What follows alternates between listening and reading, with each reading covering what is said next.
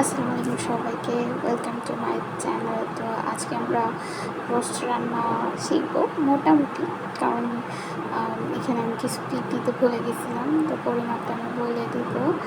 এখানে আমরা 4 কাপের মতো পেঁয়াজ বাটা ইউজ করছি।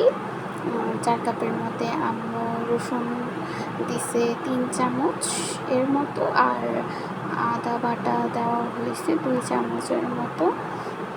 আর এটা মরিচ ইউজ করা হয়েছে স্বাদ অনুযায়ী, আর জিরা গুঁড়া দেওয়া হয়েছে 2 চামচের মতো, আর ধনিয়া গুঁড়া দেওয়া হয়েছে 2 চামচের মতো, আর গরম মশলা অ্যাড করা হয়েছে।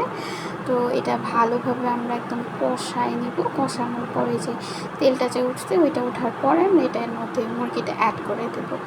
তো মুরগিটা অ্যাড করার পর এটার মধ্যে ভালোভাবে আমরা নেড়ে চেড়ে নিব। অ্যান্ড আমরা কিছু আস্তে একদম কিশমিশ অ্যাড করব। তো আম্মু এটার মধ্যে আরেকটা জিনিস অ্যাড করছে, সেটা হলো একটা পেস্ট, সেটা হলো বাদাম, 3 ধরনের বাদাম আর কিশমিশের।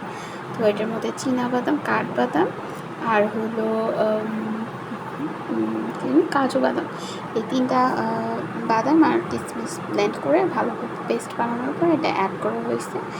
তো এটার মধ্যে অ্যাড করার পর একদম কষানোর সময় আম্মু দিছে।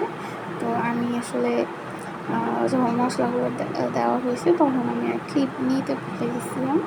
তো এরপর ক্লিপগুলো সবগুলো নেওয়া হয়েছে। তো ভালোভাবে নেড়ে ছেড়ে আমরা এটাকে ঢেকে দেবো একটু কষানোর জন্য, যেন তেলটা উঠে। তো এখানে যে তেলটা উঠছে, ওটার আমি আর একটু নাড়াচাড়া করে দিব। নাড়াচাড়া করার পর আমি আরেকটু ঢেকে দেবো, আরেকটু তেলটা উঠবে। তেলটা উঠতে উঠতে আমি এখানে গুঁড়া দুধটা মধ্যে পানি গরম পানি মিশিয়ে গুঁড়া দুধটা একদম গোলাই নিছি। তো এটা আমি দিয়ে দিলাম। এরপর আমরা লেবুর রস দেবো। একদম গুঁড়া দুধটা দেওয়ার পর আমরা লেবুর রসটা ইউজ করব।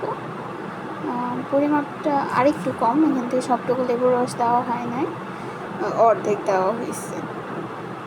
তো এটা দেওয়ার পর আরেকটু পানি অ্যাড করার পরে অনেকগুলো কাঁচামরিচ দিয়ে আমি ঢেকে দিচ্ছে। ঢেকে দেওয়ার পর আমরা বারে বারে এটা নাড়াচাড়া করতেছিলাম, কারণ লেগে যাওয়ার সম্ভাবনা বেশি থাকে এই টাইমটায়।